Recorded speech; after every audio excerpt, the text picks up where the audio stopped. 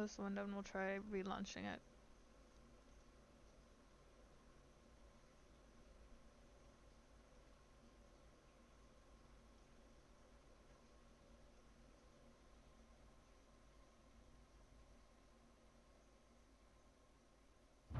I'm not playing this game, guys. Excuse. My stream should be for... What?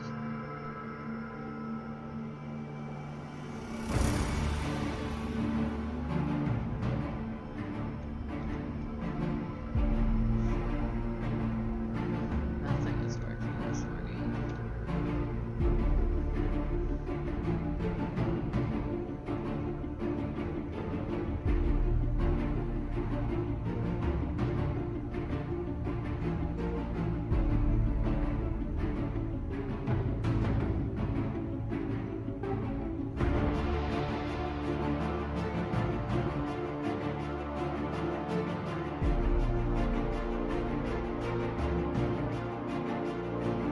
I'm not playing with vampires.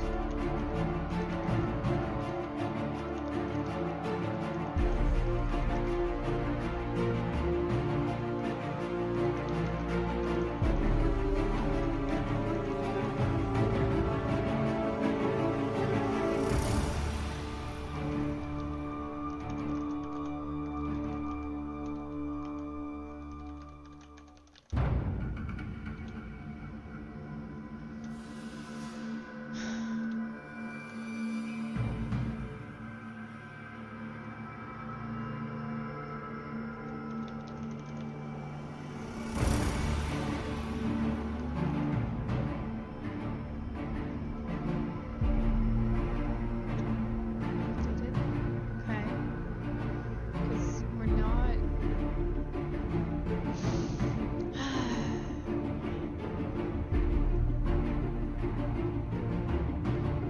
This is still not working. I might have to play this in Windows mode.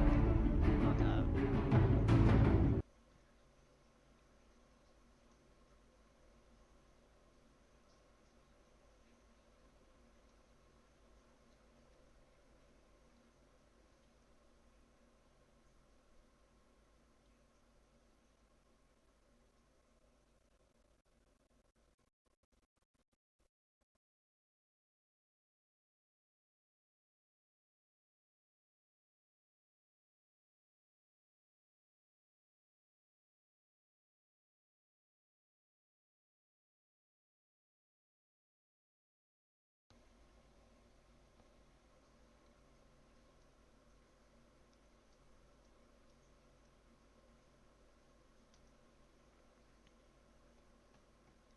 I'm waiting for the game to stop.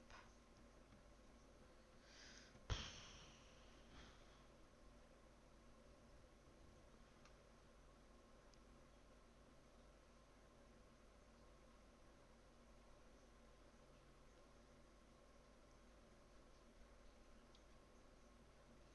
so let's try running you in a windowed mode then instead.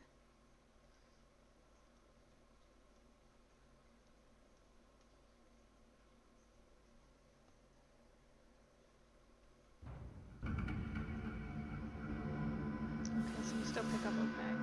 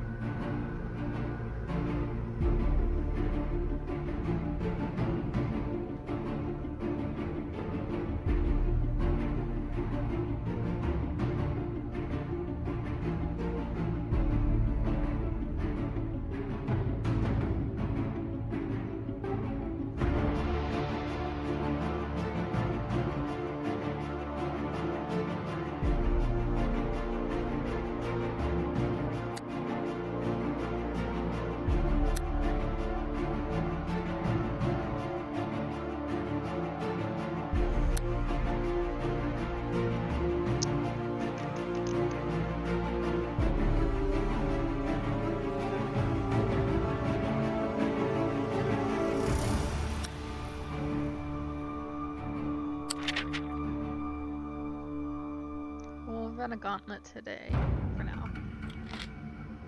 Welcome back, player. What's the gauntlet? The Goblin Gauntlet is a journey through the mountain that is heavy on combat and extremely light on story and narrative choices. This mode is only recommended for players who have experienced the mountain and story mode. You can run the gauntlet by controlling one of the Zagor's many minions available in the Goblin Scourge DLC or by unlocking one of the special legend characters. In the Goblin Gauntlet, how far you get depends on your fighting prowess. You earn souls for each kill as normal and have the ability to earn bonus souls depending on how many kills you accumulate at the end of your journey. More kills means more souls. I may even appear from time to time to reward you with stamina and souls, so make sure to visit as many locations as possible.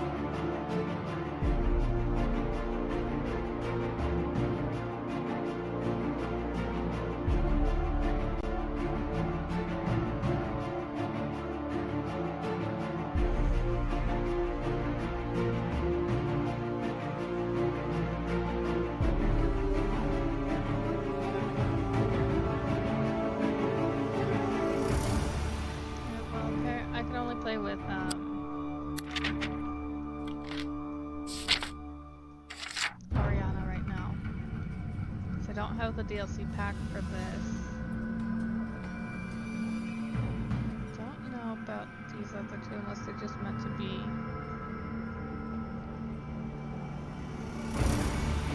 Adventures are making their journey to Firetop. Watch for more news, more characters, more stories, more content. I doubt that. When was the last time this game had like an actual content update?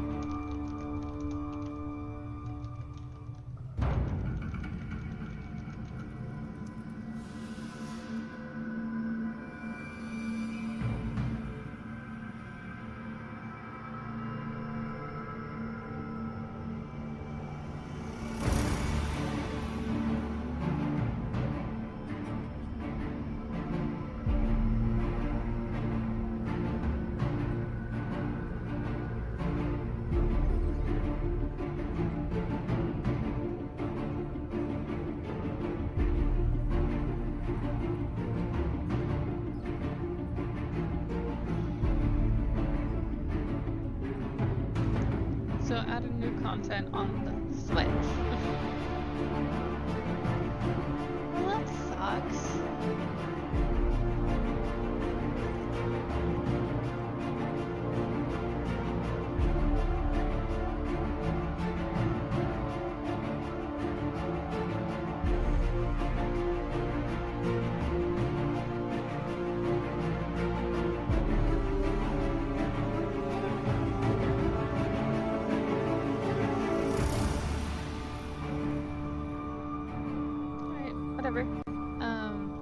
get back to the game before I get too distracted.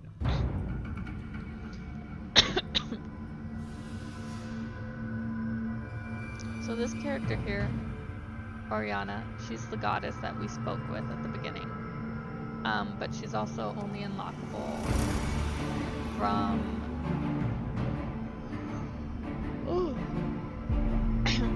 having done sharing codes with others to unlock her code.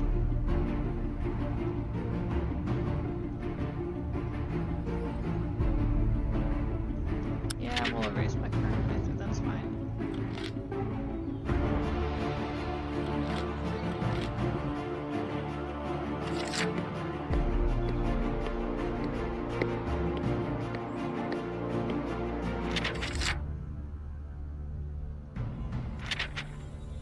You see a dark slimy wall, pools of water on the stone floor in front of you.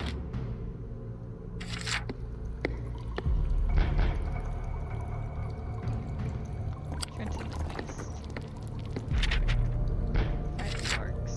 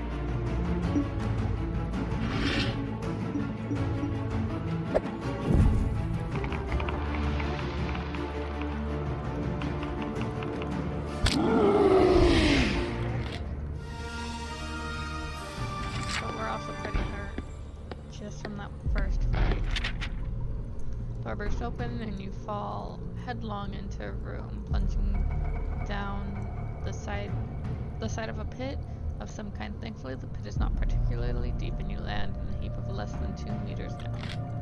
You suddenly see a pair of evil-looking eyes appear from the darkness. Slime beasts lurk within and has spotted you.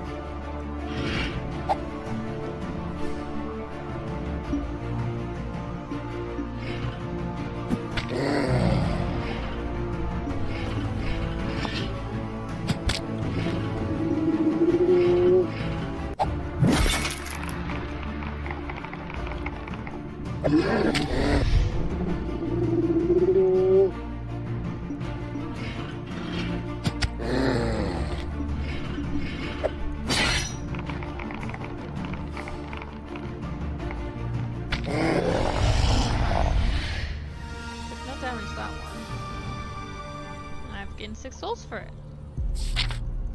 You've reached that end, but no matter, I want to reward you for your tenacity. Plus 3 souls.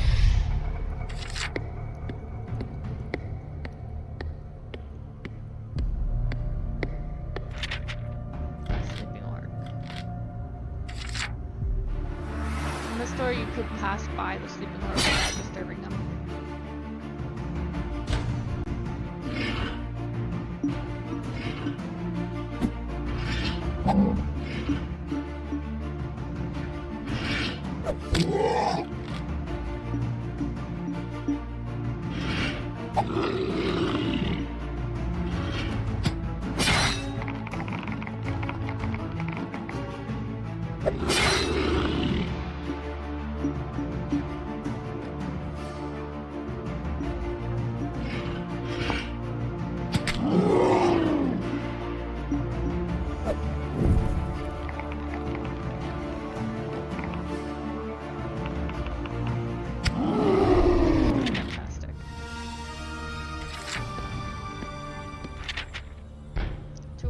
Begin to snarl and strain at their chains. They cannot reach you, but their chains are long enough that should you approach, you will not be able to escape their slavering jaws.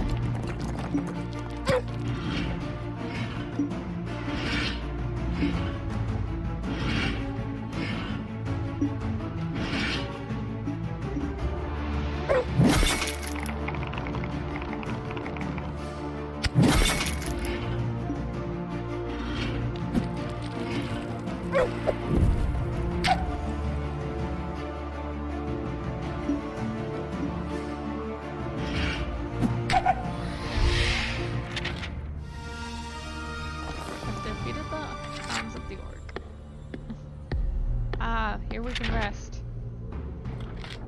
+5 stamina. Go north. I should have entered that door. Oh well.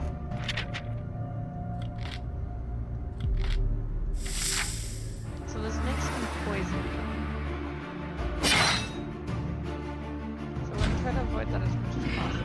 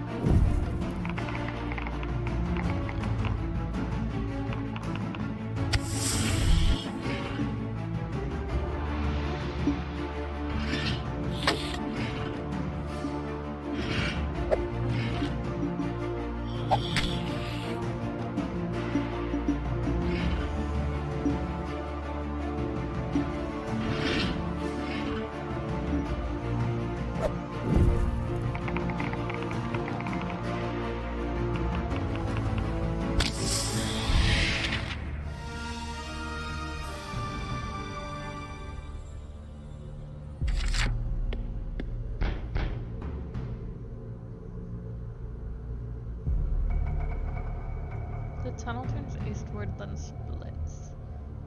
North. We'll enter this door.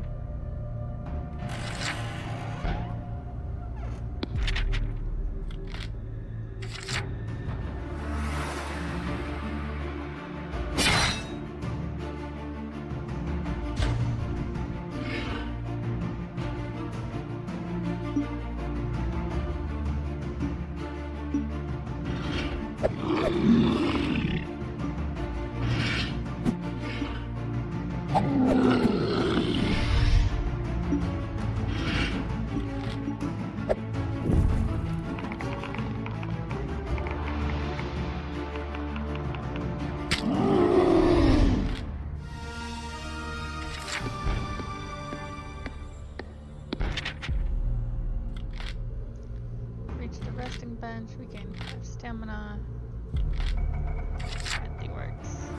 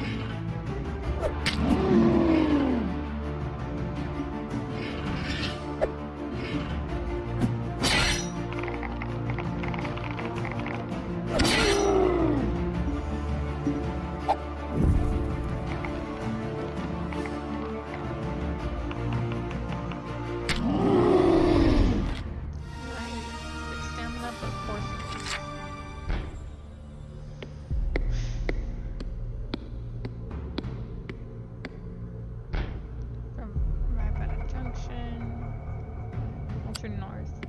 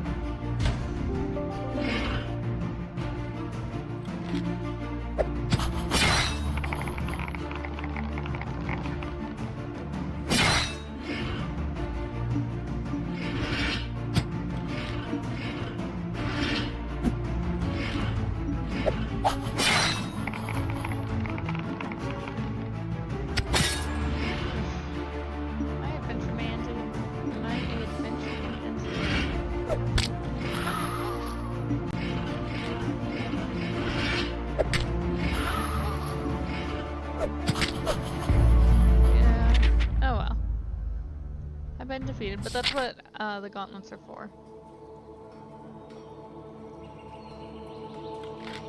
That's why beneficial for combat.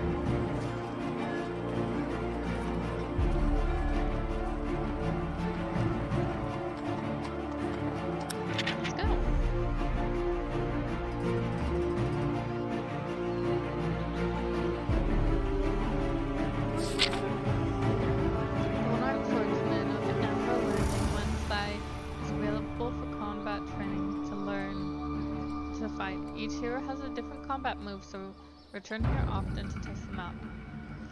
If you're new to playing fantasy roles, then you may wish to learn about stamina, skill, and luck. I'll explain the use of resurrection stones and resting benches. Alternatively, you may want to activate free read mode. I'll explain more about this. Cheater's Paradise if you select this option.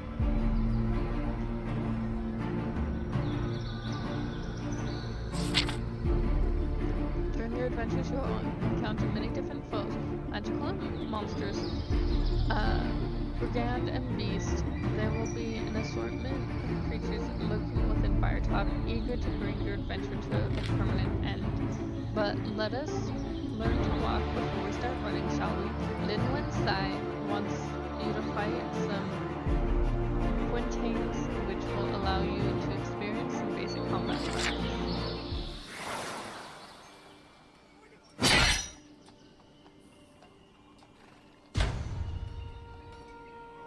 During combat, you can choose to move or attack by selecting a space. Select move to advance towards the quintain. After you select your action, both you and your opponent will play out their moves simultaneously. Move to the side to avoid the quintain's attack.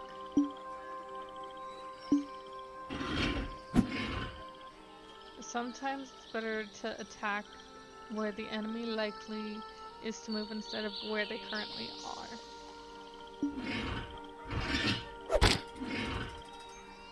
If both you and your foe try to attack each other at the same time, you'll clash. It is then a test of who has the greatest skill, with the loser taking damage. Attack the quintain and clash.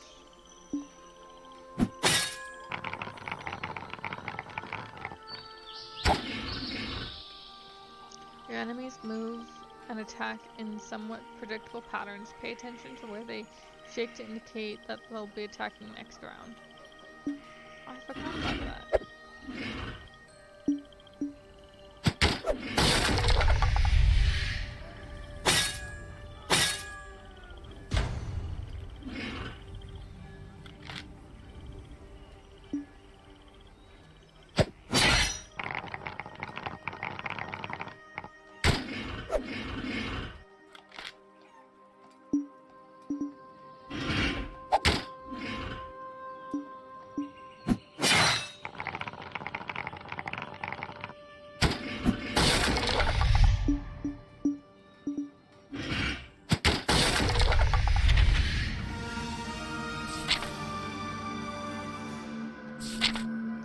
If you're not feeling brave or you simply want to cheat your way through the digital gamebook, free read mode could be for you, player.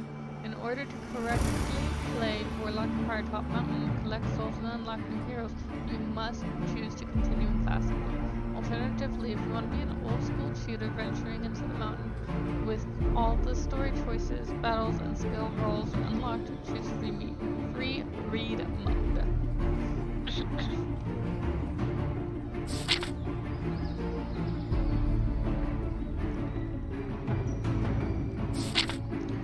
Your hero starts the adventure in main score skill, stamina, and luck. Your skill reflects your swordsmanship and general fighting expertise, the higher the better. Your stamina score reflects your general constitution, your will to survive, and determination, and overall fitness. The higher your stamina score, the longer you'll be able to survive. Your luck indicates how naturally lucky a person you are. Luck and magic are facts of life. In Alanasia, your skill, stamina, and luck scores change constantly during an adventure. The adventure sheet will keep a record of these changes. Note that although you may be awarded additional points, these totals will never exceed your initial scores, except on very rare occasions. During your adventure, you will be called upon to test your luck, test your skill, and if the number rolled on the 2d6 is equal or less than your current luck or skill score, you have been lucky or skillful. If the number rolled is higher than your current luck or skill, you have been unlucky or unskillful. Be warned, your luck score will always reduce by 1 every time you test your luck. Sooner or later, your luck will run out.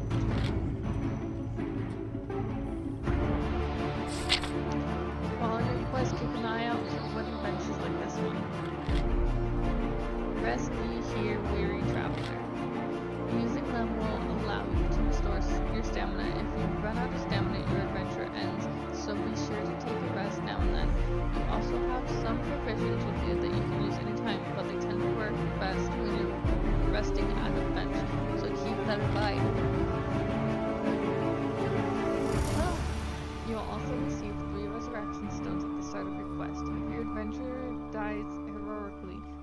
use one of the stones to bring him back to life. Be warned though that your hero will only appear at the last bench that you passed, but worry not. You'll keep all souls absorbed between the seat and the location of their death. Alrighty, well let's journey into Firetop Mountain. It's been a while since we've played this, so...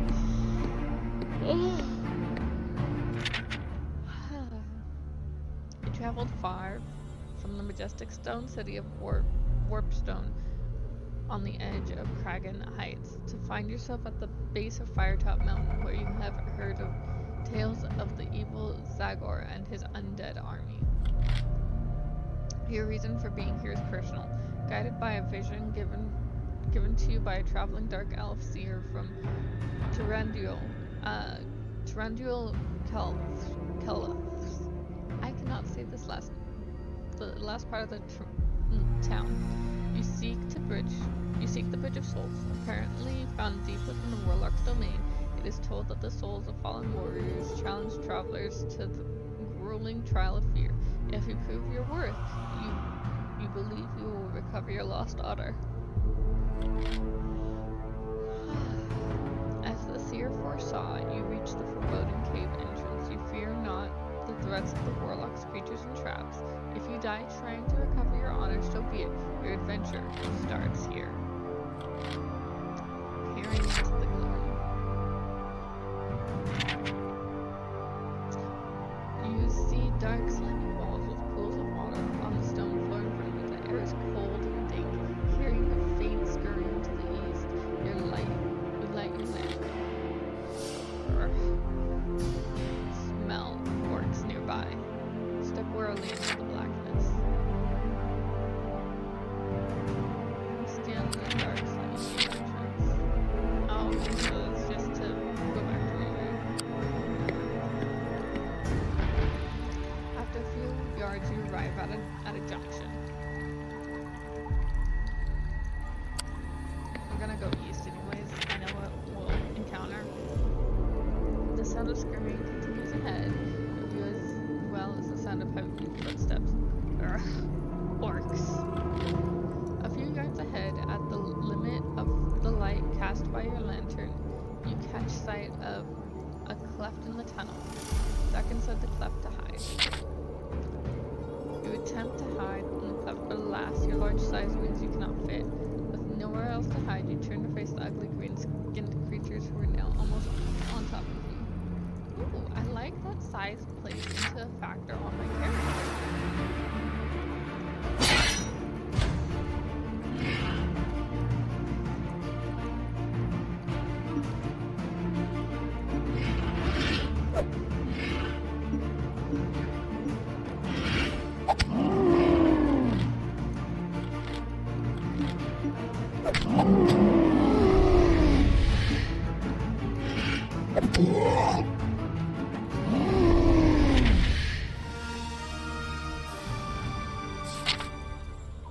A quick search of the orcs' bodies turns up a handful of gold pieces, a crude bone charm, and half-eaten rat on a stick.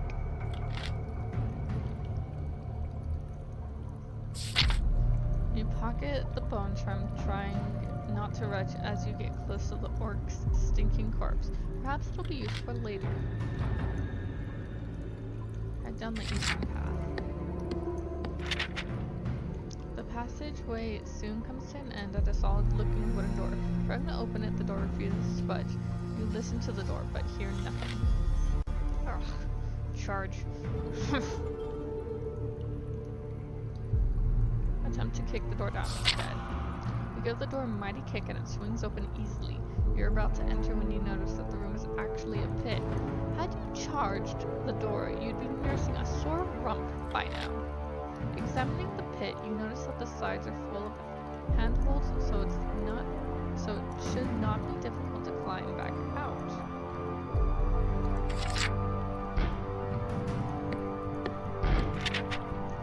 Looking around, you can see two cave entrances leading off of the pit opposite of you. Moldering bones littering the floor, small piles of them stuck together in pools of foetid slime. Glance around the vile pit.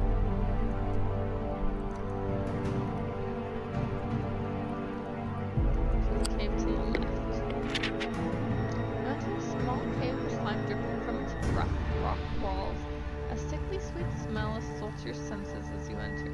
It is the smell of rotting meat, the remains of rats, and even half-eaten goblin lion in one corner. Another is a large joint of meat. It looks like whatever is using this place as a larder is saving this choice haunch of giant aardwolf for later. Ugh, goblin. Ugh. Take the giant aardwolf meat. Leave the pit altogether.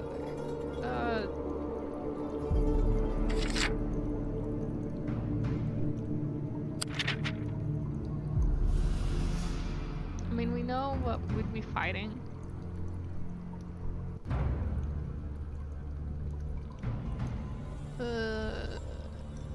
Let's investigate the other, and let's just fight it. Smelly. Survey the merchant cave.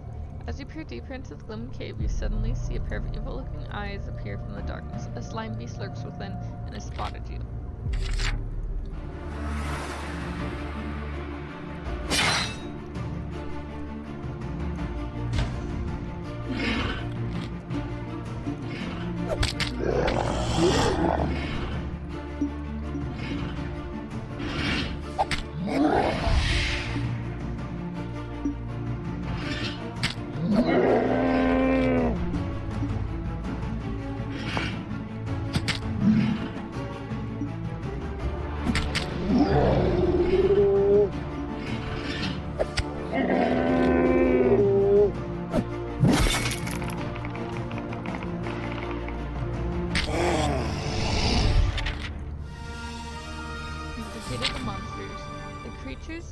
You wipe the disgusting ichor that passes for their blood from your weapon and investigate.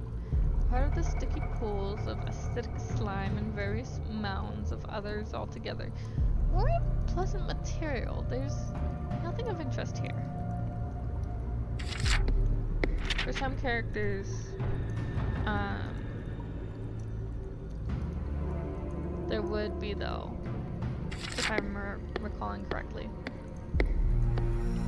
Because some interactions you can only get by playing certain characters. A little way along the passageway, you come to what is clearly a sentry post.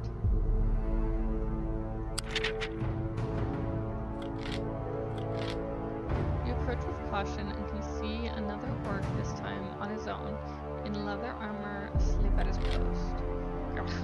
Sleep wouldn't last in the testing grounds. Carefully approach the sleeping orc.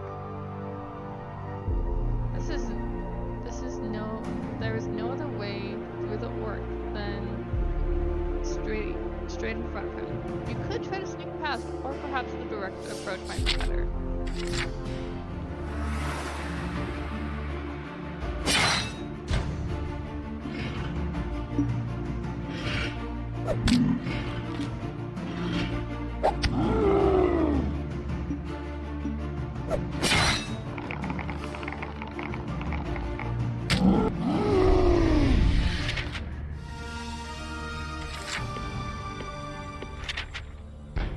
The passageway begins to widen and you enter a cave. However, blocking the cave's exit are two of the ugliest creatures you've ever seen.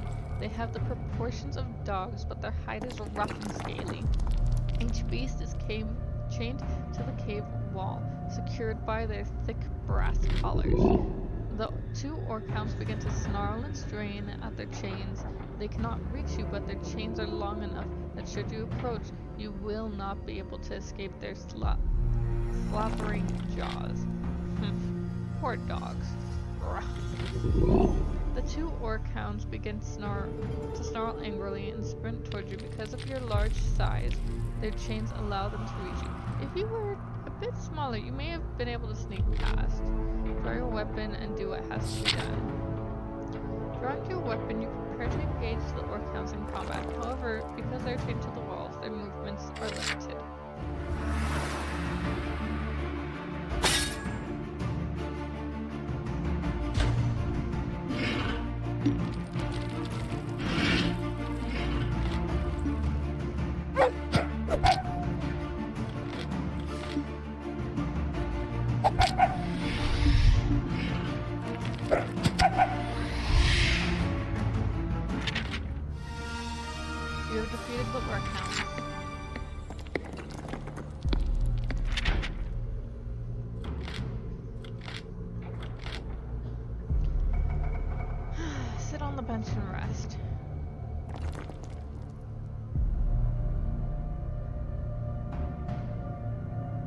do not, 23, they will not be able to resurrect at this location.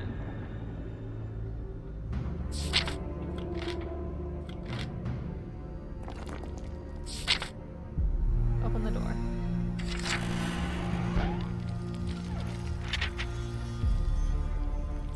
The door opens to reveal a small, smelly room. In the center of the room, there's a rickety wooden table on which stands a lit candle. Underneath the table is a small wooden box. Asleep on a straw mattress, groaning in the far corner of the room, is a green-skinned orc. He is a stocky creature with an ugly, warty face. He must be the guard for the night watch. Ugh, another sleeping guard. Unacceptable. Ugh. Try to steal the box without waking up. Try the orc.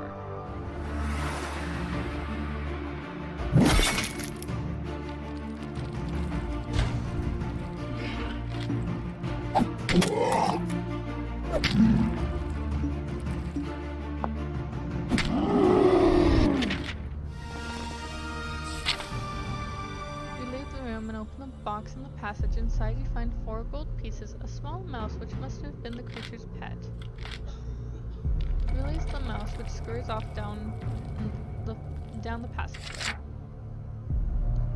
Mic off.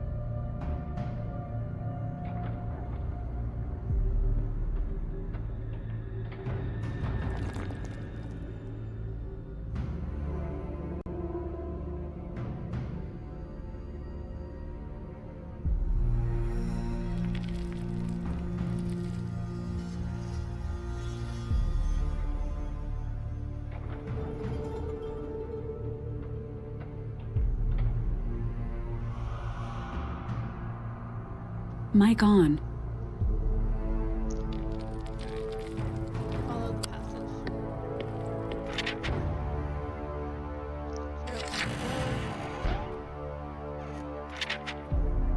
Door opens to reveal a small room with a stone floor, the dirty walls.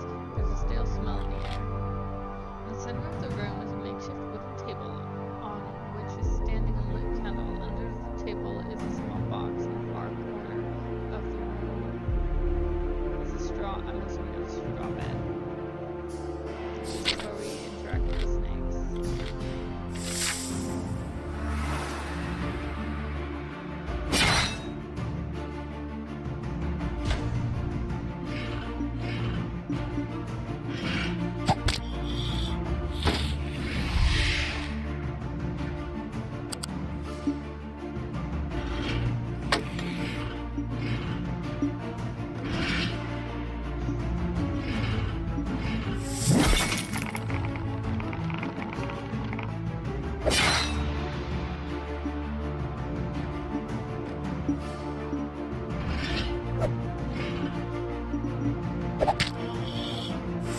Mic off.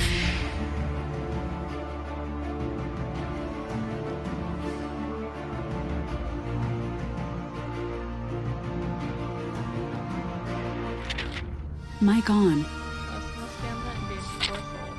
The box has fallen to the ground during your fight with the snakes, and out of it has fallen a key which you take. Thagor's key. Perfect. The stale dirty room does not seem to have any more secrets to hide. You decide to continue to head deeper into the orc's barracks. You leave the empty room.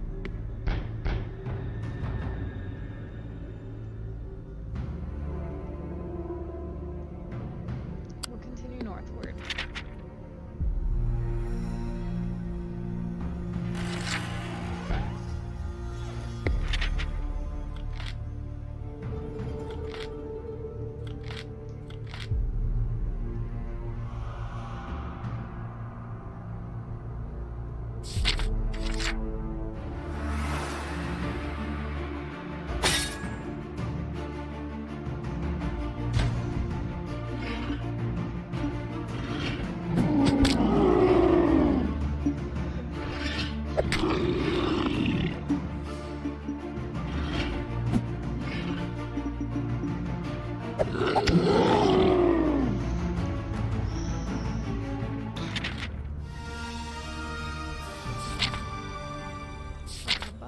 The box contain a small leather-covered thing with paper sheets inside.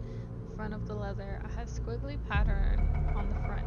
You open it and take a look inside. The paper is covered in tiny black stains, each one spread across the page horizontally, over and over. They do not have any kind of pattern to them. The last page seems different from the rest. While there's more inky mess, it seems to kind of order. However, like the rest, it makes no sense. You rip up the pages in frustration, which makes you feel better. What a waste of time. Doing okay, Moo?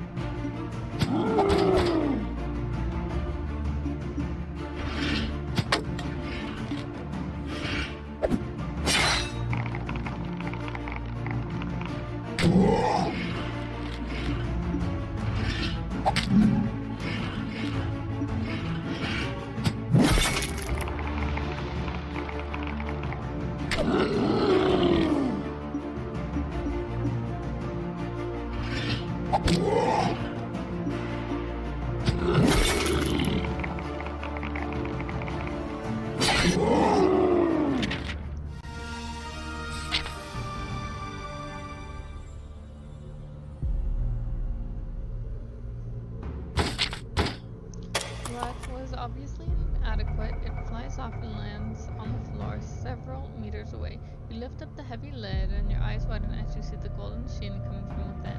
A fair number of gold pieces are inside. In one corner lies a small black bottle with a tight glass stopper containing a liquid of some kind. But as you're admiring the treasure, you hear a soft click and wince of pain as a small dart shoots forward into your stomach. You sink to the floor. You pull out the dart inside to bandage the wound. This gives some relief, but you're still weak. You decide to take it easy and examine the contents of the chest. There's a stash of gold pieces in a full bottle with a paper stuck on it.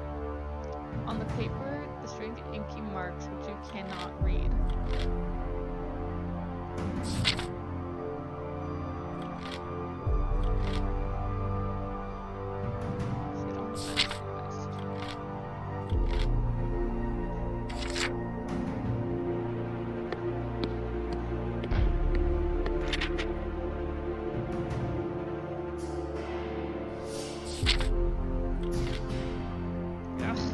Too many orcs!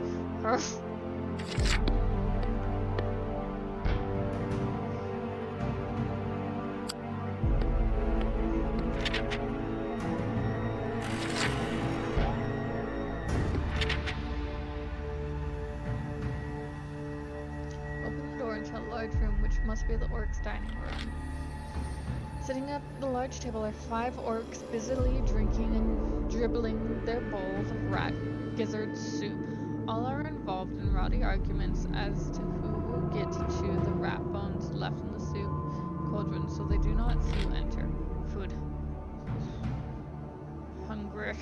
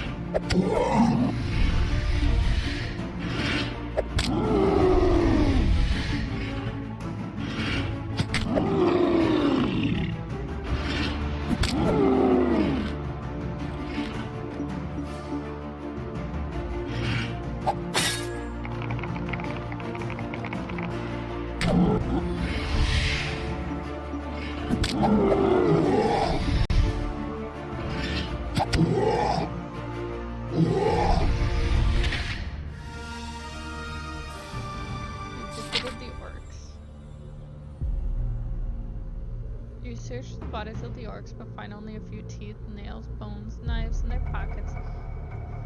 Leading off from the chamber are 4 doors: north, east, and south.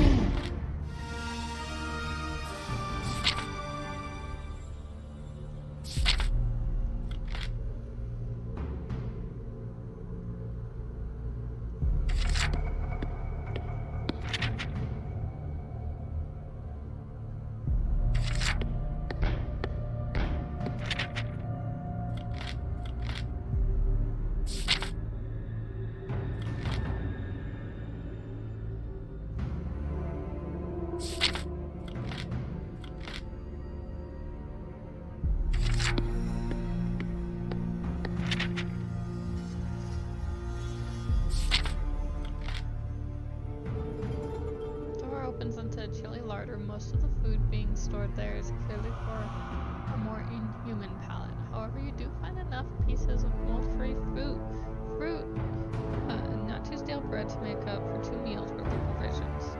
Ugh, yuck, orc food. Ugh.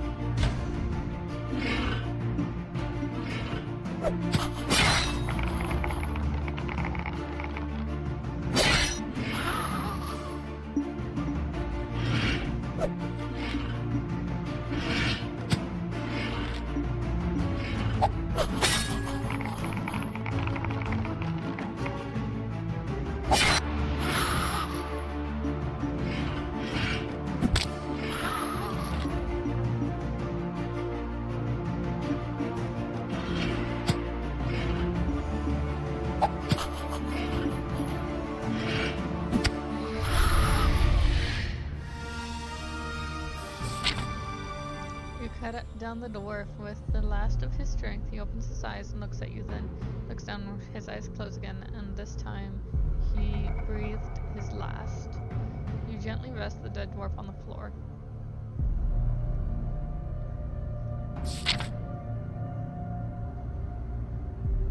Take the keys from the goblins. Leave the room.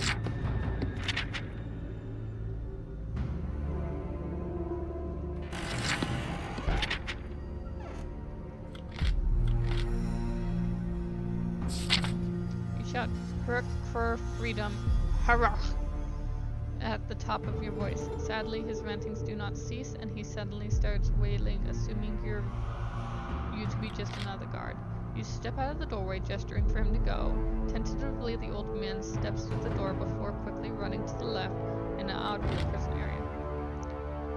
Baduk, Kai, mad and skinny.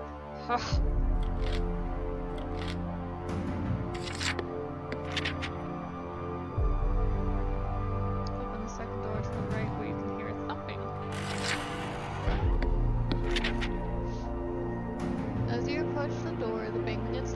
louder.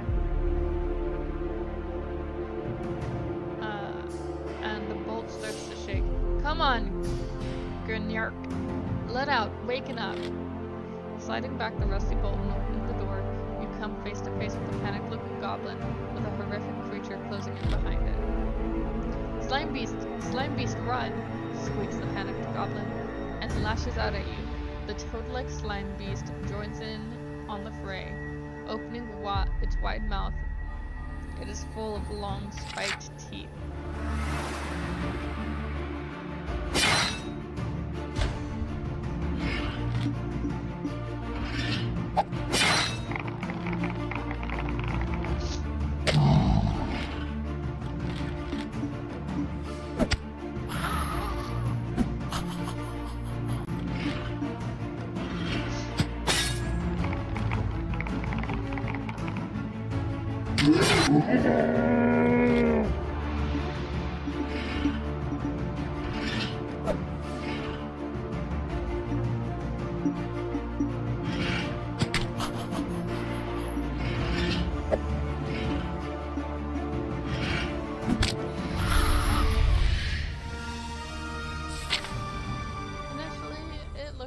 There's nothing of value in the slime beast cell. However, upon second glance, you notice a blue candle sitting in the mug.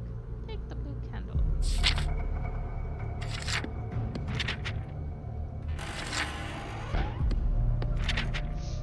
The door is unlocked. Opening it, you find yourself at the threshold of the orc's weapons store. A torch hangs from the wall, lighting up a small armory room stocked with swords and shields, helmets, daggers, breastplates, and the like. Search the room. Circular iron shield with golden crescent lies in the far end of the room. However, as you do not use a shield, it is worthless to you. You poke around the room, the weapons are blunted and worthless, and the helmets are battered and rusty.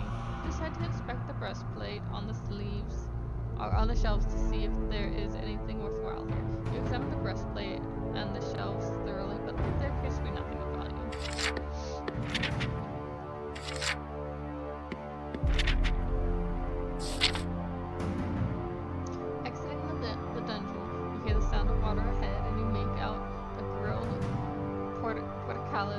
At the end of the passageway. Before you can reach the portcullis, you will have to cross a bridge that passes over a gully, gurgling brackish water. You suspect it may actually be a sewer, judging by the smell rising from it.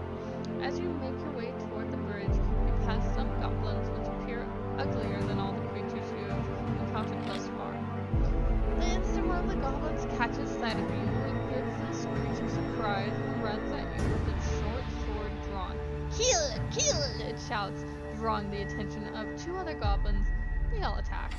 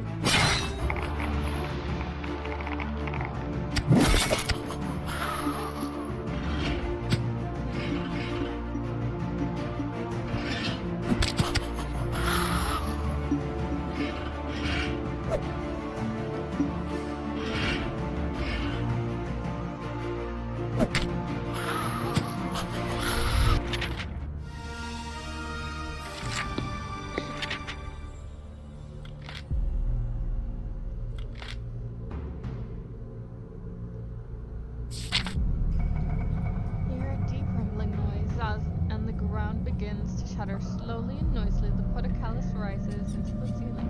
With hesitation, you walk towards the junction, listening carefully. However, you hear nothing down either corridor. Turn out the western direction.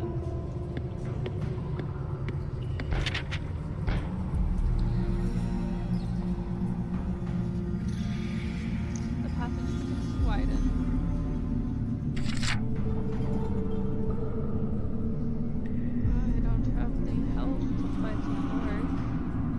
That's not even an orc, that's a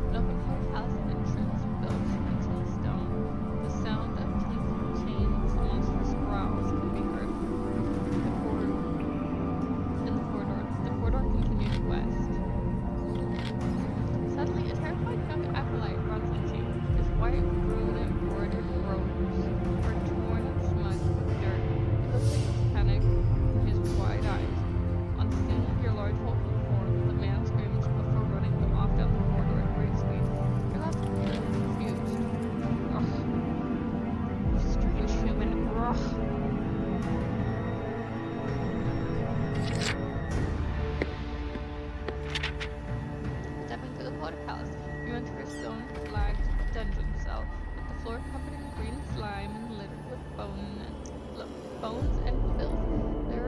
Are also some pieces of furniture. However, none of this is important as the huge, hideous green-skinned creature standing in front of you.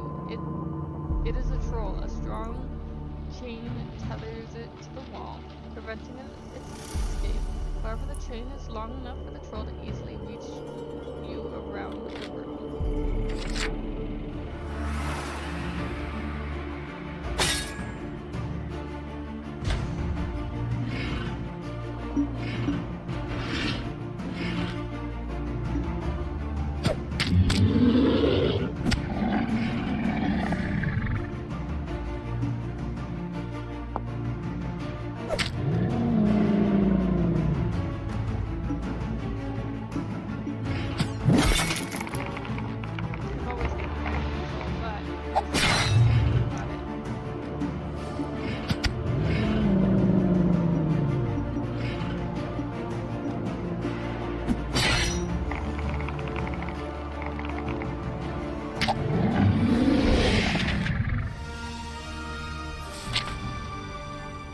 Carefully examine the troll and discover a bag filled with gold pieces. You also find a bronze amulet cast into the shape of a bull's head. Take the bull. You reach around the troll's neck and try to unfasten the amulet's latch. After a few tries, you succeed and pull the amulet off the troll. The bronze amulet glints in the light of the cell. Who wears it? Wiping the grime from the troll, you put the amulet around your neck and fasten it. Then you realize it may be cursed. You brace yourself for the ill effects. But nothing happens. The amulet seems harmless enough. You leave it on. You glance around the room and once more and gag at the stench and muck in the corner. You wonder if it's worth taking a second look. You carefully and with a sense of regret, you begin to dig through the filth left behind by the troll. It is a slow, arduous process which yields nothing. What a waste of time. It feels like the stench is everywhere. With nothing else to do here, you decide to leave.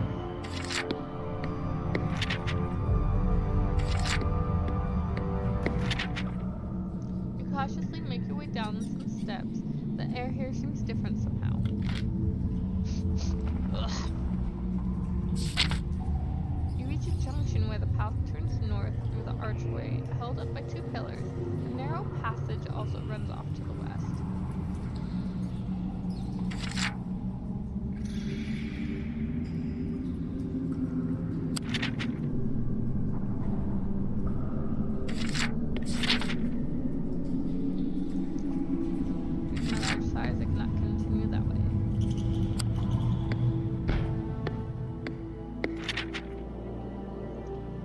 Down the passageway and gasp at the sight you discover.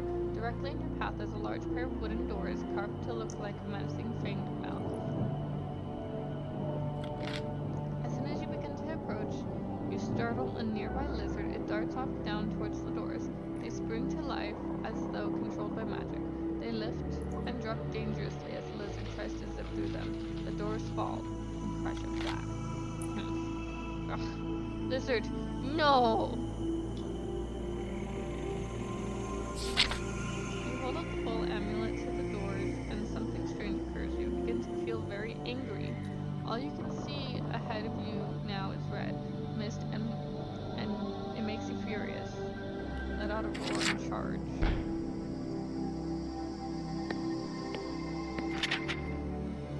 Through the haze of anger, you hear the hungry door smash down in front of you, but you don't care. Charging forth, you hear the sound of splintering wood. Finally, you crash headlong into a wall and fall to the ground.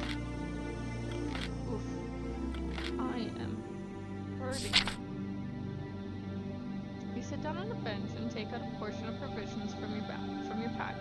Your moment of rest combined with your healthy provisions makes you feel much, much better. I'm still hurting though. Several meters up ahead, past the passageway you arrive at is a junction where you may turn either east or west.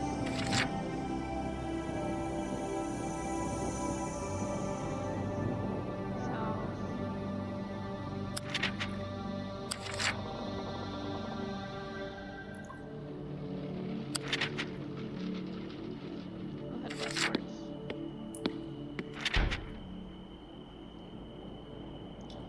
walk westward along the path. You reach the door and are about to open it, and you hear a crumbling noise. You try to leap back as the ground gives way.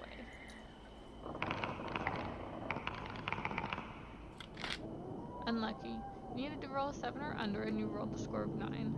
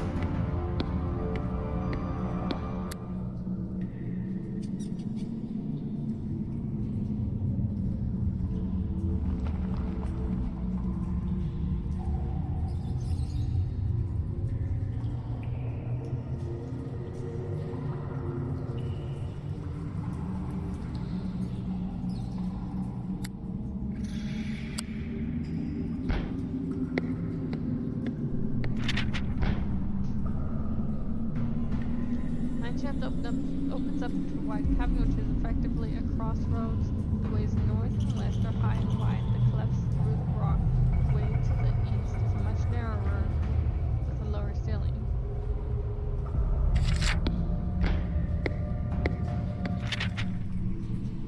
Oh boy.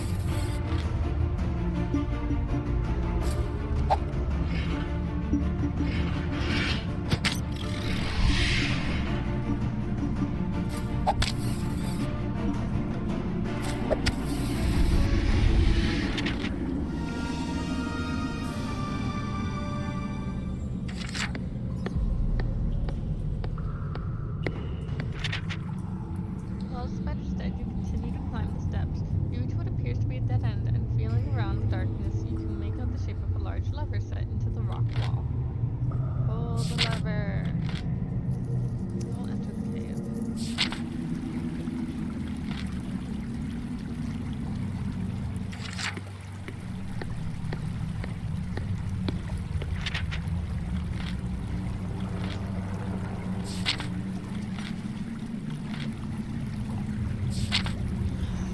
Very slowly when you notice movement in the sand a couple meters to your left. The movement becomes quite turbulent as you spring to your feet, weapon up ready. Suddenly, a large tubular head breaks through the surface, twists around in the air, and picks up your shin. A smooth, segmented body of a giant salmon rears up and sways over in your direction.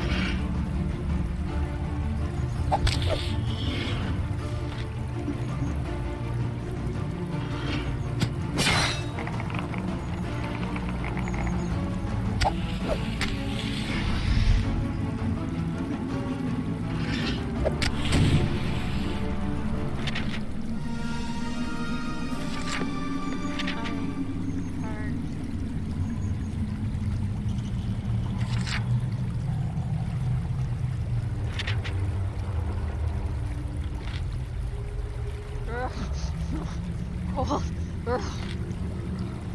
You're washed along through the narrow opening and out a large cavern with banks on both sides. To your left, there's a rusted bell with a plank of wood. You cannot read what it says.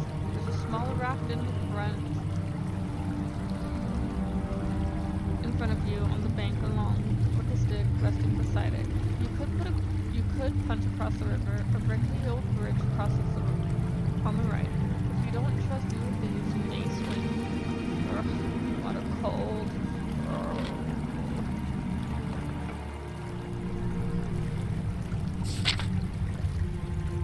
The bell gives you a dull clang. After a few moments of the darkness, you see a withered old man rowing a small boat. He rows slowly across from you, moors the boat, and limps towards you.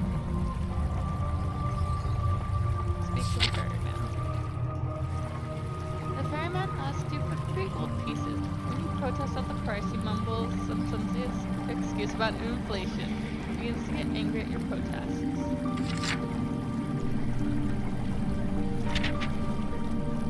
He calms down, takes the gold, and rows you across to the north bank. You're now standing on the north bank in a large underground cavern. The most striking thing is a massive structure to the north built into the cave wall itself. It emanates a feeling of dread as it looms over the riverbank. To the right, the huge structure is a smaller but still imposing building to the cave wall. Directly to the east is a wooden building near the bridge. Half-finished wooden boats lie nearby, although in progress.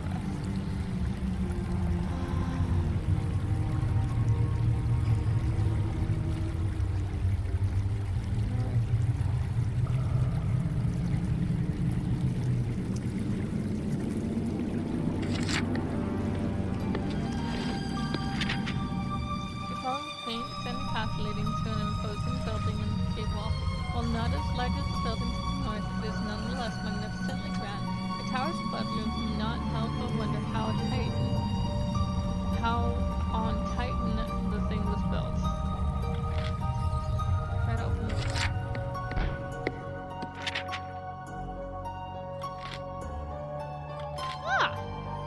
side is a tall woman wearing a long, dark gown and a spiked crown. Welcome, 23. I am Oriana, the Keeper of Souls. You do not know me, or maybe you do. I can never remember, but rest assured, your player does. Do not be alarmed, I am here to help you.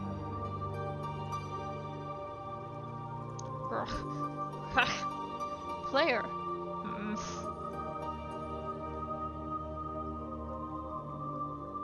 Ask about the domain of the dead. What can you tell me about the domain of the dead? You ask the Soul Keeper. She pauses for a moment, but her face remains expressionless without emotion. A place cursed by Zagor, created to provide an army of restless souls, each of which will endlessly guard his inner sanctum. I find it to be a useful location to be near, considering my line of work. However, I am not without my own protection. Many so-called heroes have come back, nothing more than tortured spirits to guard the warlock's treasure. I would advise you to be prepared.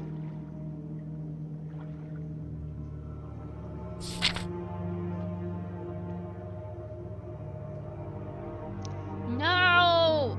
Oh, I do need that fire protection. Oh, but that maze jumper. No!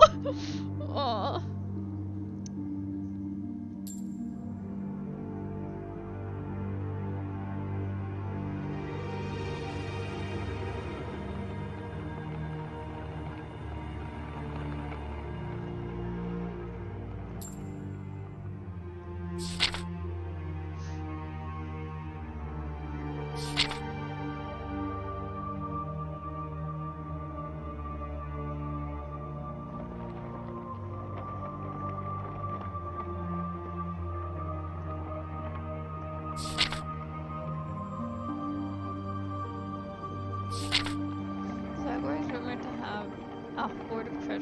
You know anything about it? You ask Oriana.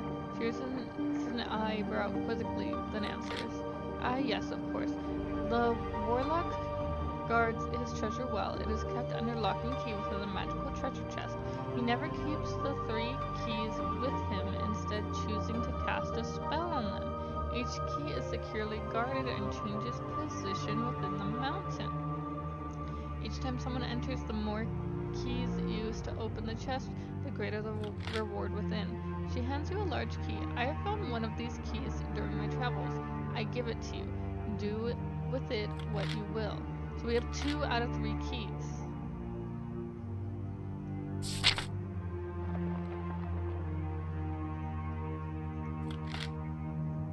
Not understanding what she means, you leave for the large structure in the cave walls.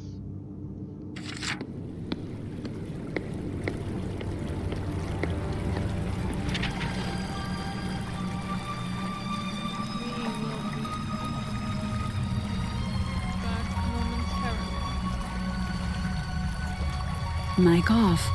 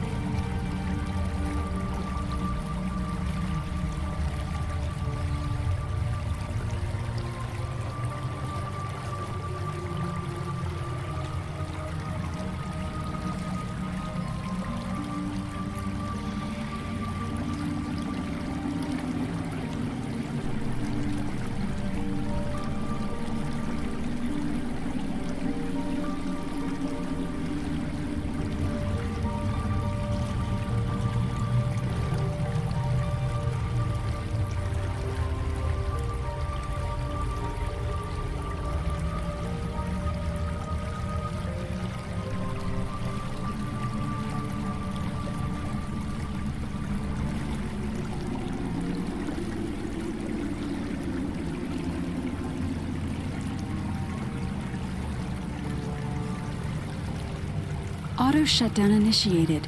Auto shutdown canceled. Alright, Mic we're on. back. I got myself a pretzel and some cream cheese, and we will see how number 23's adventure goes.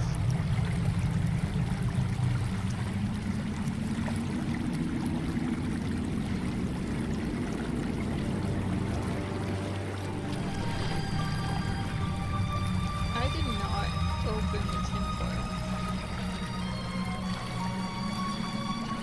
I do not trust this cream cheese. Mic off.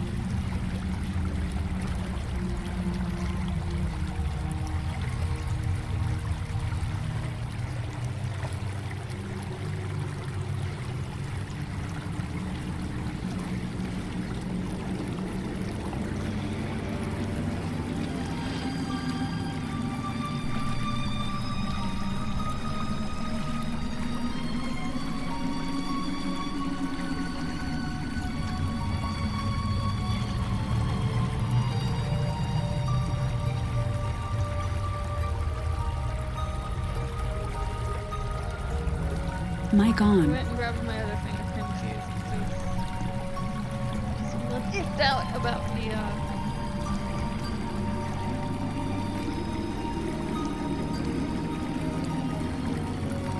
like super hungry and I want to just comfortable so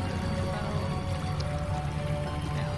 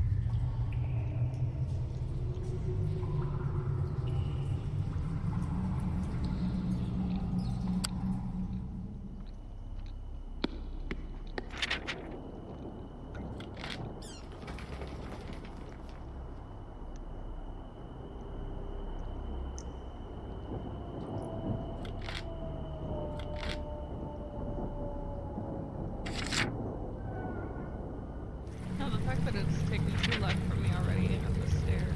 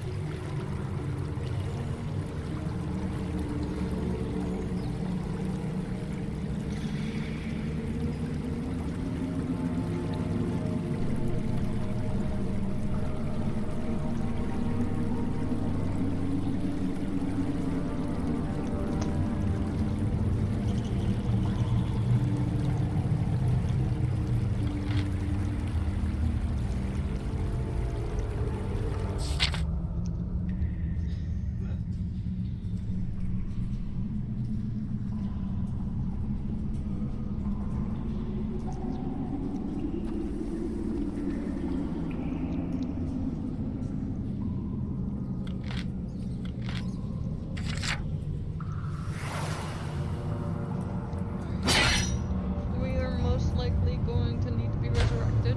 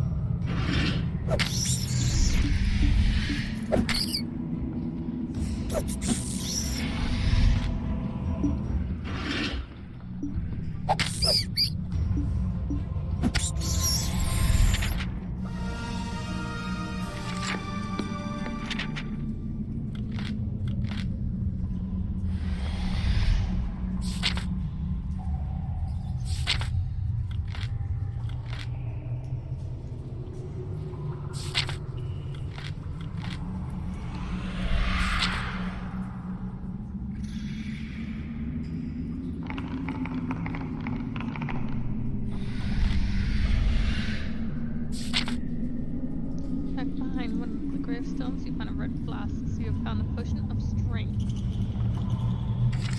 Sweet.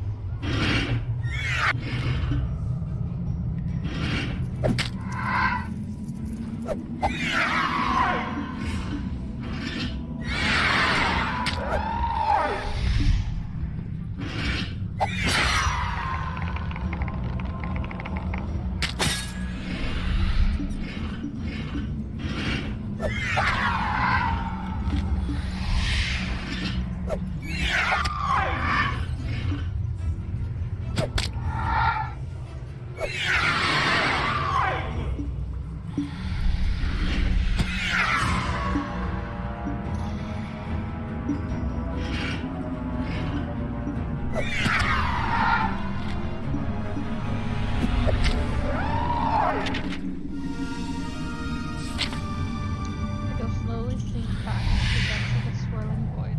One of them remains and addresses you. You've proven your worth 23 of the testing grounds. Enter the domain of the dead at your own peril. The Lord of the Undead will not be as kind as we would have been. Ugh. Why is it no me? Ugh. Am I here? Ugh. The last spirit sinks through the floor and joins the others back in the gloom below. A tall carportway looms ahead of you to either side, and above the rows of black windows face the gloom of the cavern. Out of the corner of your eye, you see faces staring at you from the darkness, only to disappear when you turn to face them. Bravely, you step through the imposing entrance and make your way inside. You reach the end of the path at a strange stone pillar decorated with monstrous bones supports the room. There are paths leading to the left and the right, a ladder that leads upwards in the north above, but there's no way it will support your large size, making it impossible to continue that way.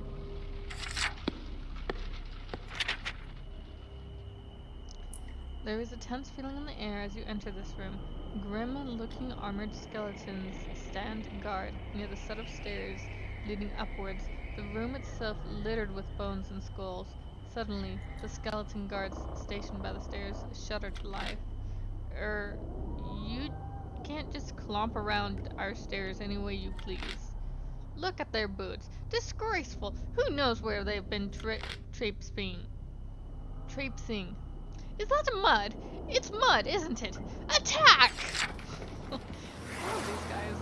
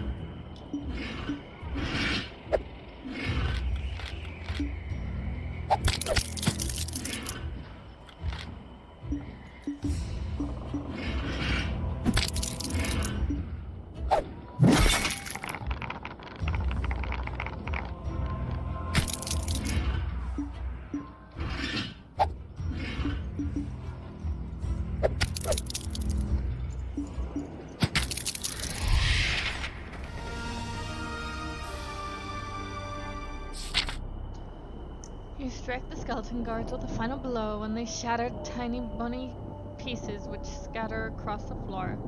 Whatever magic was animating these creatures has now been dispelled. Wondering what they were guarding, you proceed up the stone steps.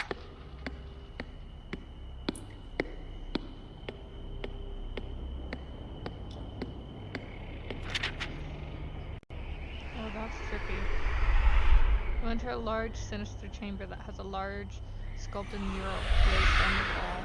The skeletal warriors on display writhe and contort, and it feels as if the wall is alive. The air is thick with a sense of dread, and the room is dank and dreary. Candlesticks light the way through. You hear a ghostly whisper in the air. So the cowardly beast has arrived. How will you atone for your sins? Not coward! Not afraid! Sniveling pig, it was you who abandoned your soldiers in arms. You who turned tail and ran. You who betrayed your own kind. Zahardan, murder comrades! Could not stay. And now your life is forfeit. Hunted by your own kind. Well, fight. So be it. 23 of the Kragan Heights, you shall face your fears. The soldiers who fell in battle because of you. There is unearthly whispering, and you feel the hairs on the back of your leathery neck stand on end. Ugh! Not afraid! You roar defiantly at the swirling darkness. Fear nothing! The ethereal blackness closes in around you. Face your fears.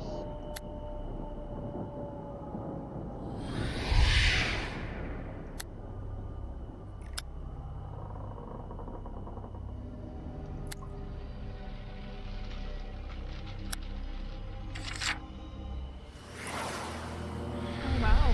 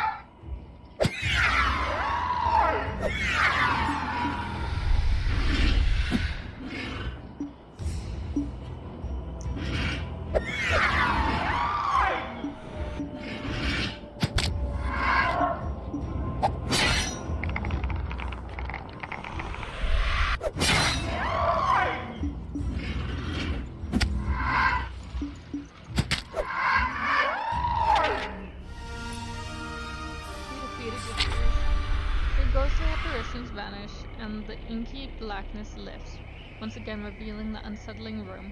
Once more, you hear the spirit's ghostly whispers. So, 23, you have vanquished your demons of rage, sorrow, and guilt. Impressive. Most would be driven mad by this place. Do not fear death. Reaper's creatures help 23 face his fears. Congratulations, players. You have completed the quest of 23. To reward you for your bravery, please accept a portion of my figurine code. We already have her figurine code unlocked. My Orania figurine in the gauntlet. To find out how to use it, let us once again return to the adventure. There's a chill and the voices grow silent. Then they are replaced by a deep, booming laughter. Well, beast, if you have the fortitude for my domain of the dead, then why not visit its creator? In fact, I insist! There's a loud rumble off in the distance. Zagor has blocked off your only entry from this cursed place. The only way now is up.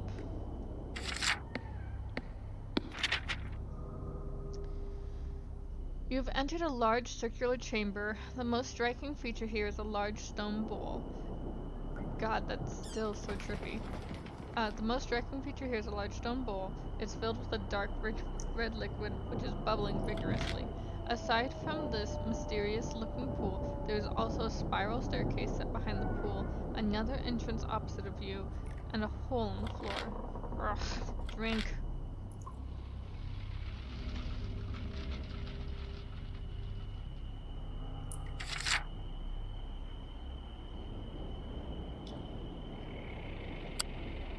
We'll go up.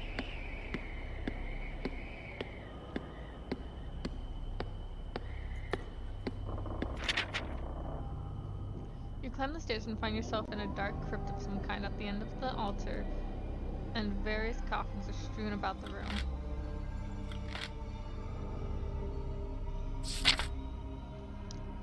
There's an opening in the wall through to another room on your left. The silence is deathly. A slow drip startles you as you creep around the coffins. The altar is ornately carved and studded with jewels, beautifully woven. Drapes hang from the walls, although they're threadbare in places. There are 3 coffins in the room. Your light from your lantern falls on the largest coffin, which is open. You can hear a very gentle snoring coming from the open coffin. It seems that someone, or something, is sleeping inside. Ugh. Death and evil. Ugh.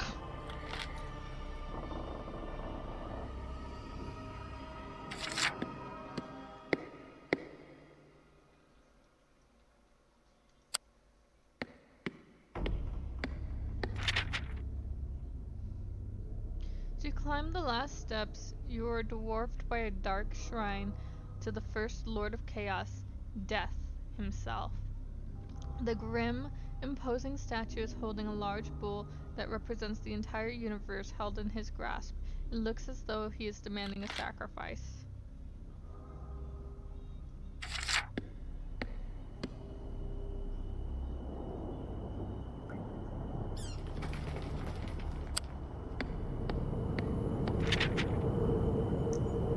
The narrow staircase is cut into a rock, and there are about 20 steps leading up to the top of the steps. A passageway leads you into a large open chamber. This chamber stinks of putrefying flesh. The smell is so bad that you are tempted to turn back. 3 bodies lie in the chamber. You may either search the bodies or tiptoe quietly through the room.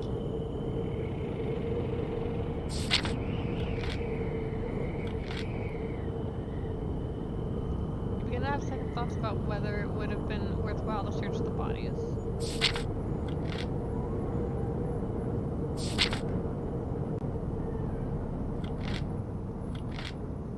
Fighting.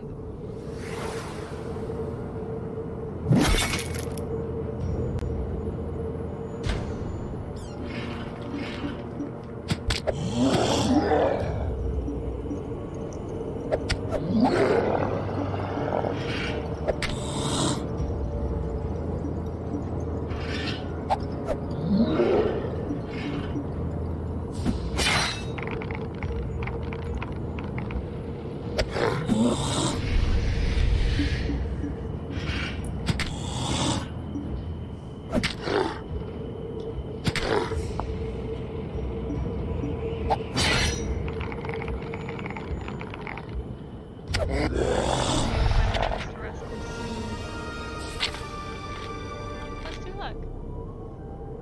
Take your earrings. Search for the second body. Let's say gold pieces.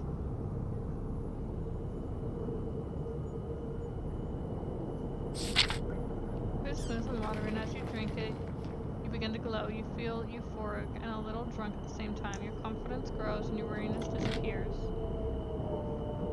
The bottle contains holy water blessed by the overpriest of Kainleshma. It has restored your stamina to full strength. In addition to this, your skill is restored to its initial value.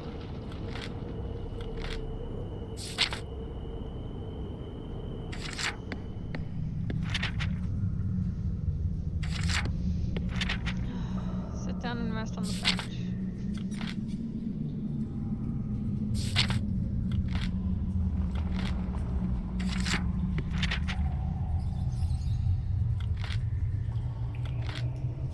Stepping into a tall, pillared room, you are stunned by its centerpiece. In the middle of the room stands a large, intricate glass globe. Inside the globe appears to be a complex maze, constantly twisting and rotating. As you look closer, there seem to be tiny figures inside the maze. I'm impressed. The maze seems to get larger before your eyes, and an intense light suddenly begins to shine. Before you know what's happening, the dazzling light has completely overwhelmed you. You feel dizzy and collapse to the floor. You fall unconscious. The The bright light that surrounds you fades, and you appear in a square-shaped room paved with strange purple flagstones. You feel lightheaded and highly disoriented. Bizarre crystalline structures surround you, and you have a distinct feeling that you are now somewhere within the globe you encountered. Many of the items around you match the features you saw in the glass sphere. Shaking off your disorientation, you decide to take a look around. There is an archway on your left, and beyond you can see some steps leading upwards. There's also a crystalline path situated next to an archway that looks interesting. The only exit from the room seems to be a large archway facing you.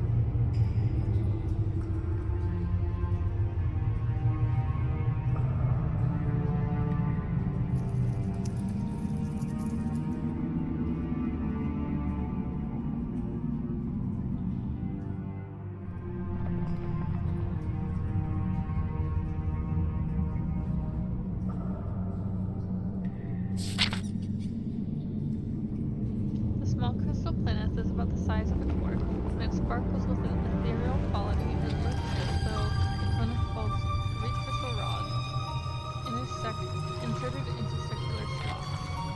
One of the slots already has a rod sitting proud from it.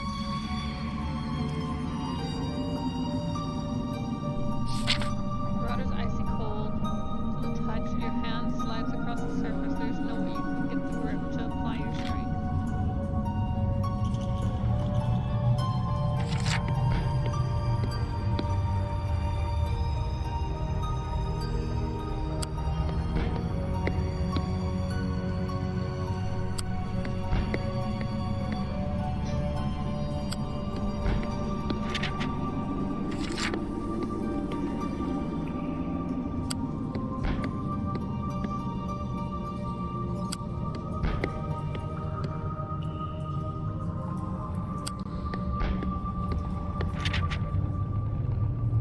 Pathway enters a small room and continues at the far side through a large archway.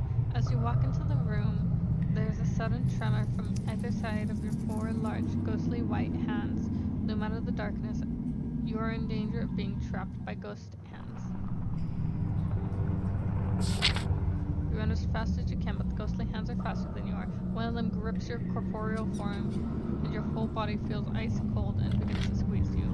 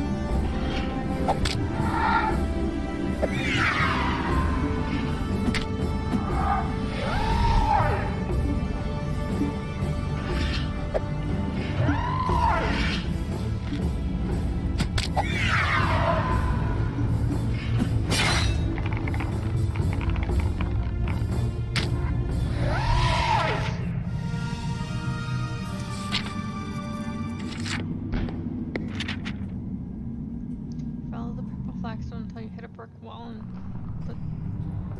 and disappear underneath. Your only option is to go back west.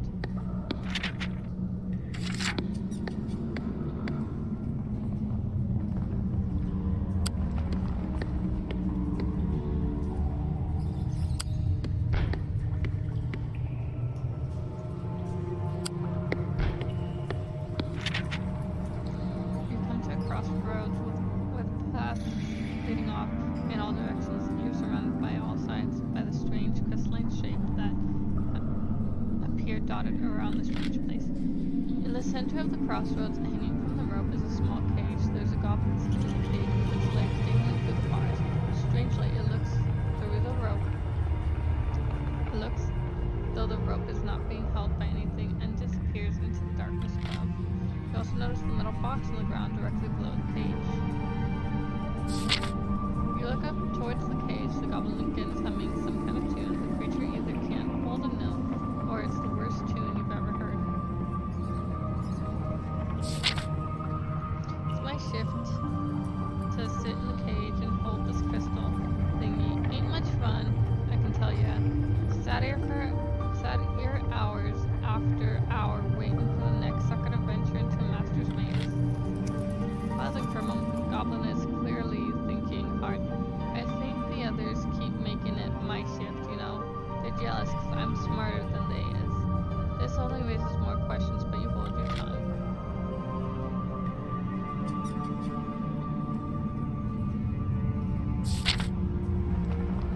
You need to find some kind of thing to slot in the box down there.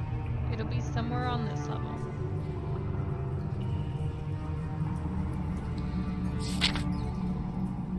You bend down on one knee and examine the box. It's fixed to the purple pavings on the floor and has a carved hole in it with a small notch carved in the top of it. It looks though something could be slotted in. Perhaps this will lower the cage load. If you don't have it, the thing you need have a bit of a wander, the goblin shouts down from above.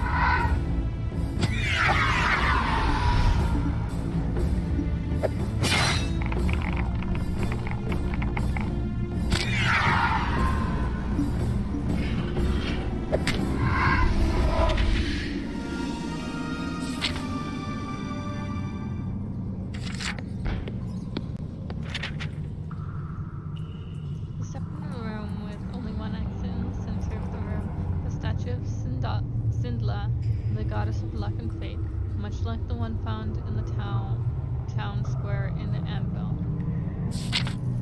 The statue has been roughly hewn out of a very large piece of rock and dominates the room. You walk around it to see if there's any other secret compartments. You spend enough time in the Firetop Mountain now to know that all is not what it seems. As your hand brushes over the large dice in Cinderella's hand, a disembodied voice booms the following. You have awoken me, adventurer, for I am Genie. I have been cursed to reside inside of this accursed statue the ghastly sister of Titan. Please release me from Sheila. You may know her as Red or Sindla.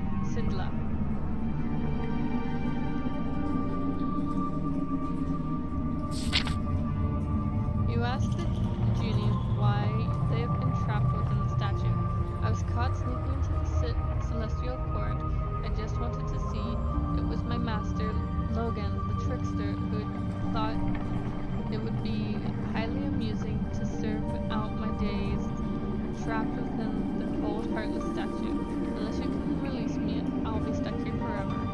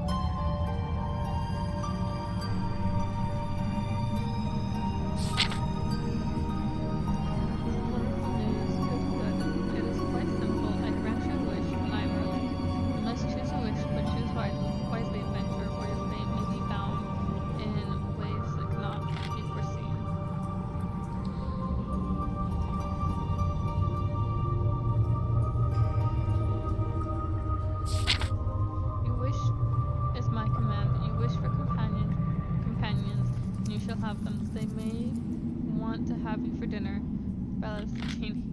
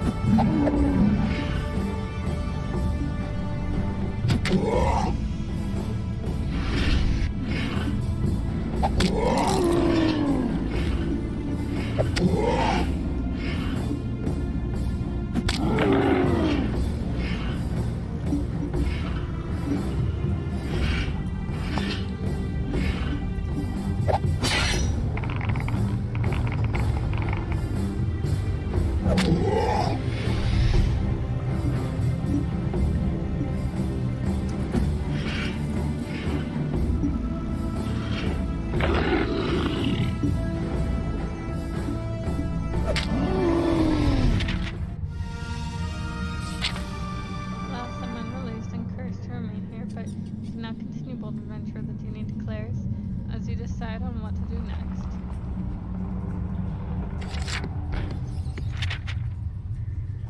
You follow the purple flagstone until you hit a brick wall and disappear underneath. Your only option is to go back south.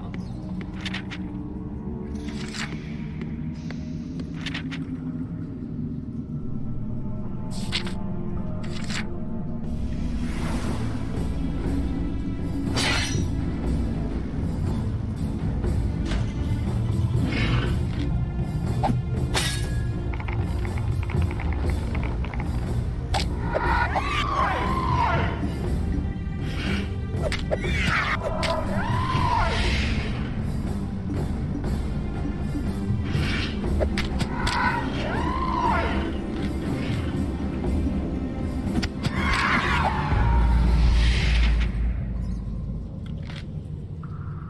is our last resurrection.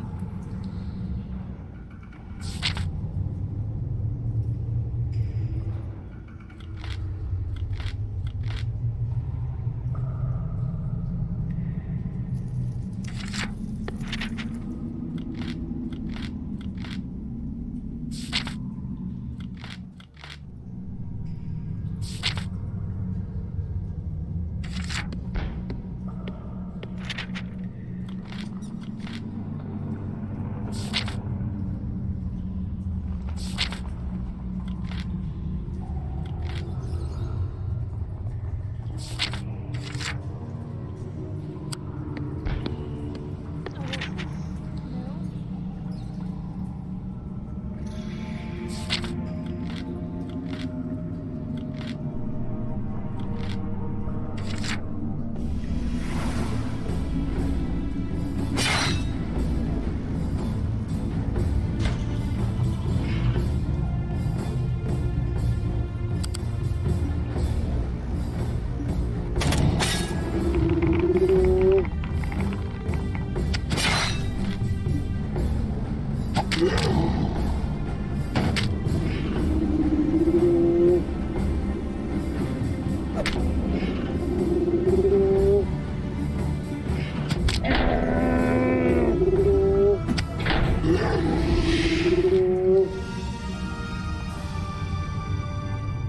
We've beaten the Minotaur.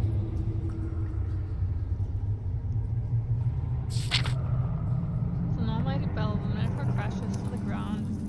Legs twitch spasming reflexively. Then the beast lies still. Its head lands with a painful thump on your feet, and you hop back in pain. Wiping your weapon's blade, you return to its sheath. Sorting through the broken pots, you find little of interest. The liquid looks and smells and tastes like water. The coins in the pot are a fraud. Some genuine gold pieces lie on the surface of the pile. Underneath are merely painted pieces of pot. As you tip the base out, it slips and breaks. Crystal shards appear hidden inside a false bottom and bowl. You place it in your pack.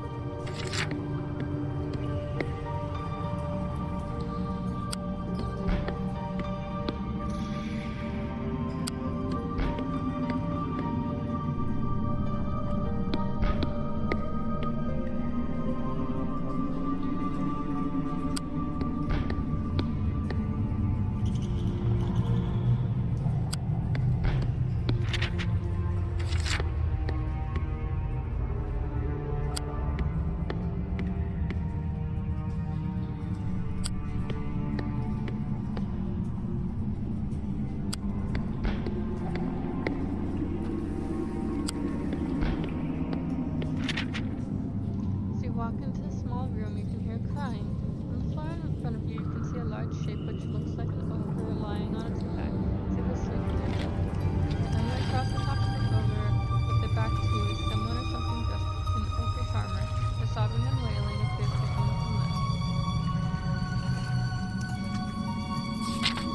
You ask what the problem is and whether you can help.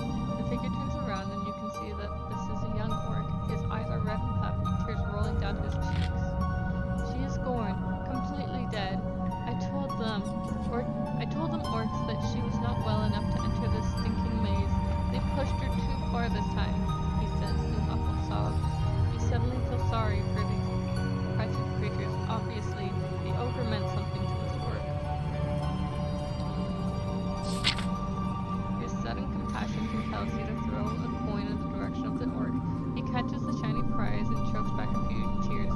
That is very generous of you, he mumbles. For your kindness, I will give you some knowledge that I know. He stands up, wiping the tears. I suppose you are here for the master's treasure. I hear a key for that is found in the scary dead place. A nasty dead white creature stole it from us once. Oh, and you might need this. The orc throws a strange metal object that looks like some kind of handle. Sweet. You thank the orc for this useful knowledge and decide to leave this room. You see paths leading north, south, east, and west. Well, not west, but north and south.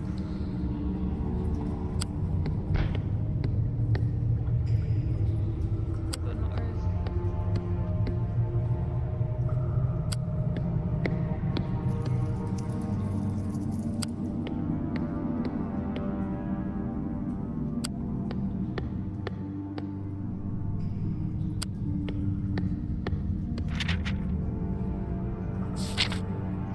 Turning the winds, you can hear some kind of clunky metal noise coming from somewhere beneath your feet.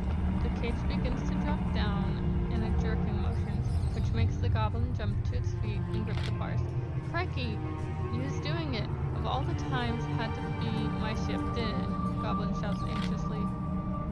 Within a few minutes, the cage slips down onto the floor, and the sound echoes around the room. The goblin jumps out of the cage, gripping the crystal shard in one hand and a short sword in the other. Oh, I didn't want to fight him though.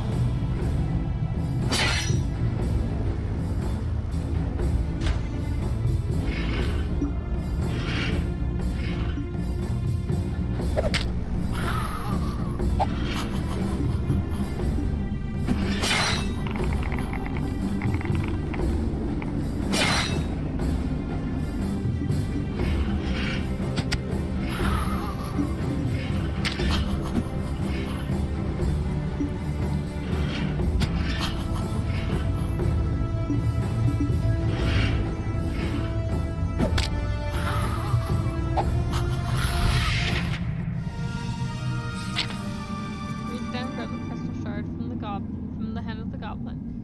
It is smeared in green blood. The goblin's eyes slowly open. I did a good job, huh? Oh no!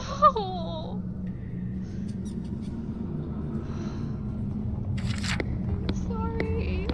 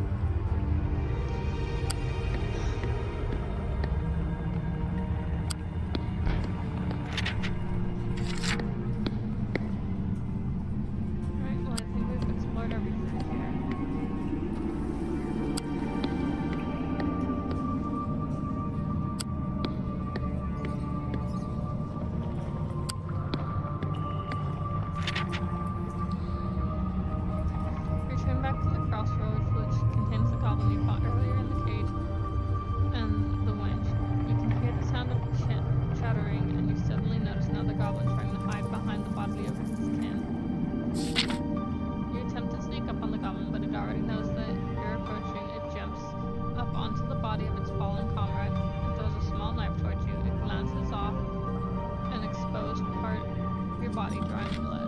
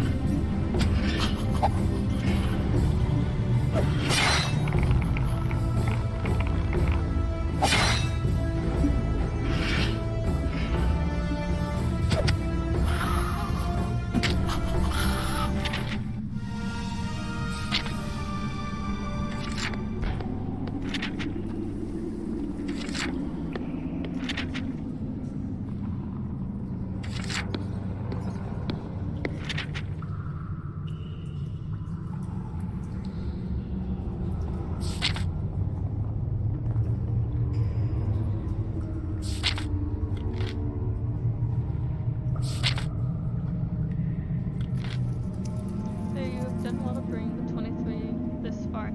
As such, I shall reward you. If you perish in the second level of the maze, you shall return here before you leave. I have one more gift to you. You enter the large square room. In the center of the room is a gray-haired old man sitting at a desk. His desk is covered in paper and parchment of various sorts, and he holds a long quill pen. He's surrounded by books, thousands of them, line the shelves around the walls from floor to ceiling. And you also notice a large wooden door in the far wall. As you enter, the old man looks up at you. Who are you? The old man continues to swear. Are you? Well, speak up. Speak up. People got your tongue.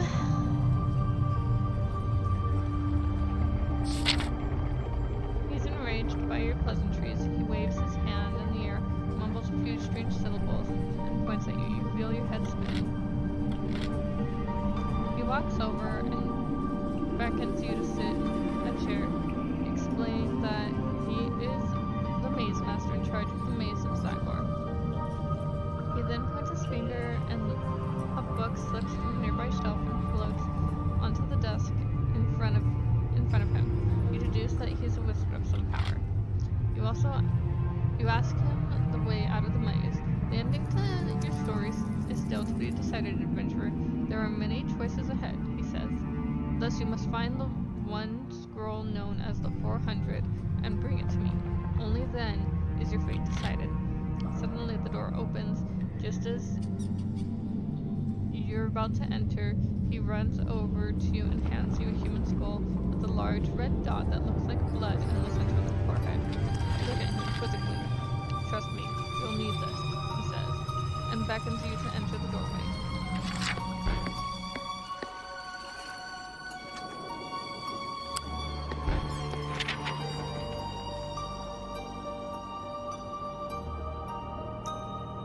It has 6 large red dots painted in blood on the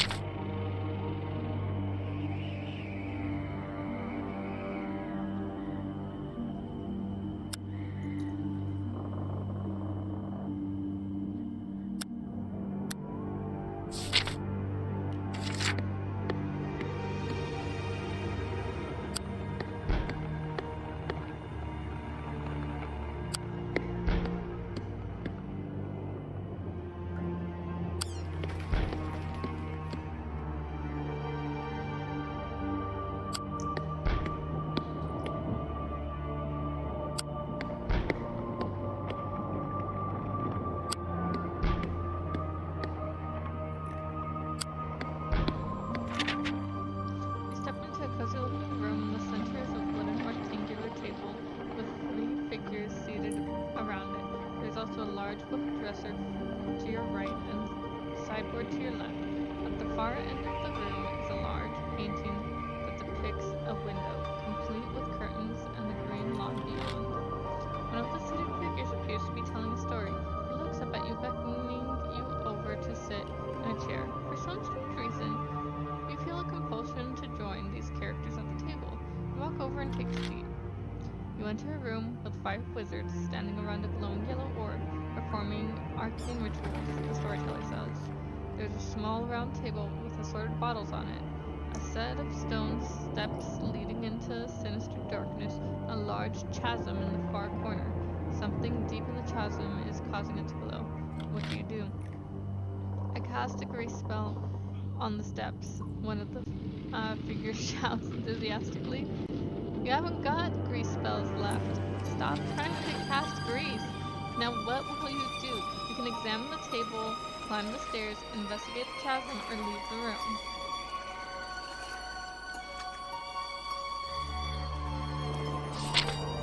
Oh, I know. Investigate the chasm, one of the figures shouts. You find yourself walking towards the chasm at the far end of the room, the storyteller says.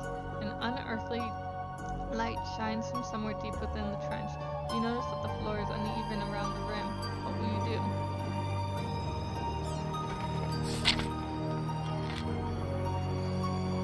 Take a step closer to see what is causing the light below, the storyteller says once more.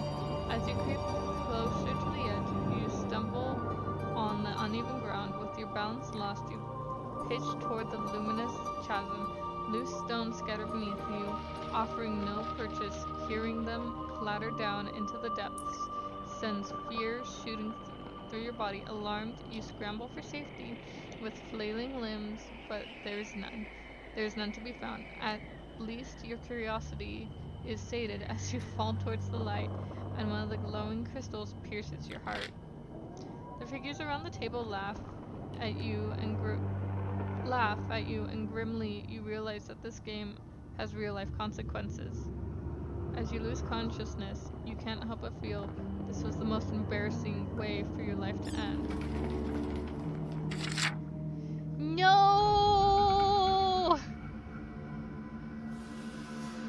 Alright.